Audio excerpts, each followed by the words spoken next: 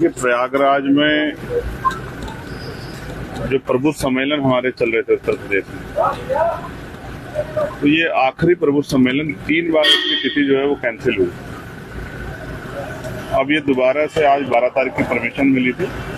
हमने सहारनपुर से प्रबुद्ध सम्मेलन शुरू किए थे। ये अंतिम जो है न्याय की धरती, जहाँ से पूरे प्रदेश को न्याय की उम्मीद रहती, इलाहाबाद में आज खत्म हो गई। और उम्मीद है इस प्रबुद्ध सम्मेलन के जरिए जिस कार्य के लिए हमने शुरू किए थे कि उत्तर प्रदेश के पढ़े लिखे अधिकारी, कर्मचारी, रिटायर्ड जो हैं, जो बौद्धिक समाज है हमारा, वो इस आंदोलन के साथ जुड़ जाए, और इसमें हम काफी हद तक सफल हुए। आज उत्तर प्रदेश में बहुत सारी चिंताएं हैं और देश में भी जिस तरह का माहौल है वो किसी छिपा हुआ नहीं।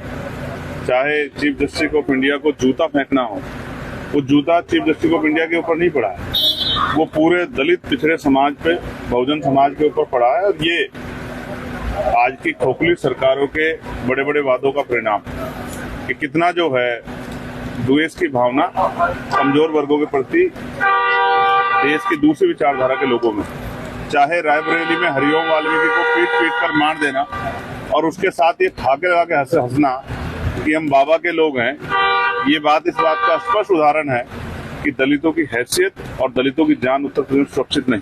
और कल जहां मैं गया था, वाई पूरन सिंह जो एडीजीपी रैंक के अधिकारी थे, उन्होंने सुसाइड किया। क्यों सुसाइड किया? क्योंकि उनको झूठे मुकदमे में फंसा के उनको अपमानित करने का प्रयास किया जा रहा था। हमारा कोई व्यक्ति सुरक्षित तो है नहीं उत्तर प्रदेश और देश में।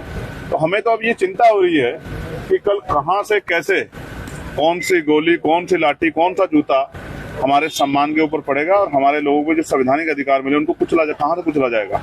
ये बहुत चिंता का विषय है।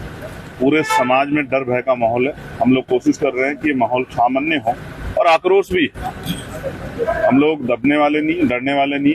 हालांकि वो अलग बात है कि हमारे बड़े नेताओं ने ना जाने क्यों अपने आप को कमजोर कर लिया है, सरेंडर कर दिया, लेकिन Azad Samaj party Bhim army surrender नहीं करेगी।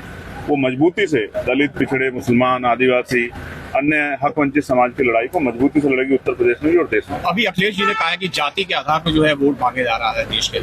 अभी रिसेंट 1 घंटा पहले देखिए किसने क्या कहा है, इसका जवाब वही दे सकता है। लेकिन हाँ, जाति के आधार पर मारा जरूर जा रहा है। जाति पूछ के मारा जा रहा है, जाति बता के मारा जा रहा है, और ये तब तक चलता रहेगा जब तक कमजोर वर्गों के हाथ में शासन सत्ता नहीं आएगी।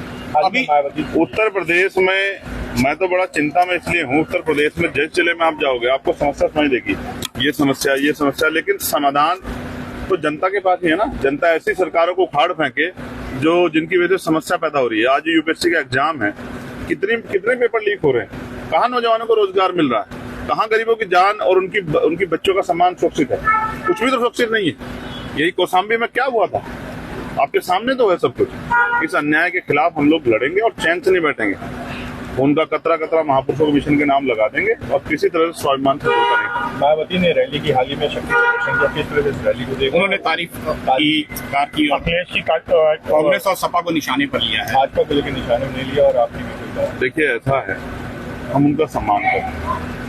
और पता नहीं क्यों ऐसा नजर आता है कि उनके ऊपर जैसे कोई राज उनका छिपा हुआ है, जैसे उनको डराया जा रहा है। मैं तो उनसे कहूंगा कि उनको डरने की जरूरत नहीं। समाज में बड़ी आशा उम्मीद थी, और वो आशा उम्मीद जो है, जिस सरकार के नेतृत्व में रायबरेली में हमारे लोगों को पीटा जा रहा, जिस सरकार के नेतृत्व में सीजेआई के ऊपर जूता फेंका जा रहा, जिस सरकार के नेतृत्व में जो है हमारे महापुरुषों का अपमान किया जा रहा है, उस सरकार की तारीफ करना ये कहीं से तर्कसंगत नहीं है। ये बड़ा चिंता का विषय, और समाज में इस बात को लेके बड़ी अफरा तफरी है। मैं लोगों से कहूंगा कि हिम्मत ना हारे, उनकी नई ताकत को मैं आजाद समाज पार्टी में था। बिहार चुनाव में किस तरह से आपकी तैयारियां रहेंगी, क्या खास?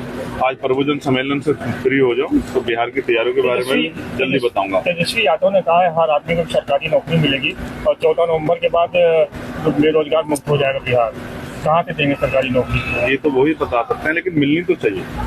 सरकारी नौकरी ना मिले तो प्राइवेट रोजगार मिले, प्राइवेट रोजगार नहीं मिल रहा तो लोन मिले उद्योग धंधे लगाने के लिए। बेरोजगारी की हालत बड़ी खराब है। हम उत्तर प्रदेश की ज्यादा चिंता कर रहे हैं। बिहार में तो अभी चुनाव है, बिहार की जनता खुद सोच समझ के फैसले लेने, लेकिन उत्तर प्रदेश का हाल उससे बुरा है। इस उत्तर प्रदेश को बचाना, इसलिए हम लोग दिन रात मेहनत। एक महिला द्वारा आरोप लगाया जा रहा है लगातार, हाल ही कल परसों भी उन्होंने एक आरोप लगाया, और किस तरह इन आरोपों को देख रहे हैं? राजनीति करेंगे तो हर तरह के आरोप के लिए तैयार है।